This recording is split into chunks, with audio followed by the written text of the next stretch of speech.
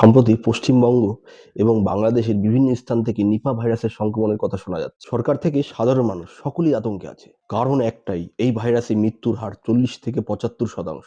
আর যার কোনো টিকা বা নির্দিষ্ট কোনো ওষুধ নেই। চলুন জেনে নেওয়া যাক ভাইরাসটির উৎপত্তি স্থল সম্পর্কে। মালয়েশিয়ার সুঙ্গি নিপা নামক গ্রামে 1998 সালে প্রথম এই ভাইরাসটি সংক্রমণের দেখা মেলে। তাই এই গ্রামের নাম অনুসারে এই ভাইরাসটির নাম দেওয়া হয় নিপা ভাইরাস। প্রথম ঘটনায় দেখা যায় ভাইরাসে সংক্রমিত বাদুড়ের কামড় দেওয়া ফল শূকর খায়।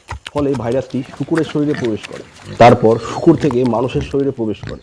ভাইরাসটি বাদুড় ও শূকরের শরীরে সংক্রমিত থাকলেও তাদের শরীরে কোনো প্রকার লক্ষণ দেখা যায় না।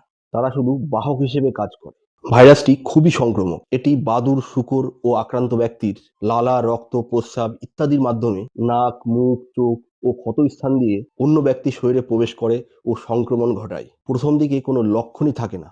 4 থেকে 14 দিন পর লক্ষণ শুরু হয়। প্রাথমিকভাবে জ্বর, মাথা ব্যথা, শরীর ব্যথা, বমি বমি ভাব, দুর্বলতা ইত্যাদি উপসর্গ প্রকাশ পায়। গুরুতর অবস্থায় শ্বাসকষ্ট, অজ্ঞান হওয়া, খিঁচুনি ও মস্তিষ্কে সংক্রমণ ঘটায়। ফলে রোগীর 40 থেকে 75% মৃত্যুর ঝুঁকি বেড়ে যায়। নিপা ভাইরাসের নির্দিষ্ট কোনো টিকা বা ওষুধ নেই।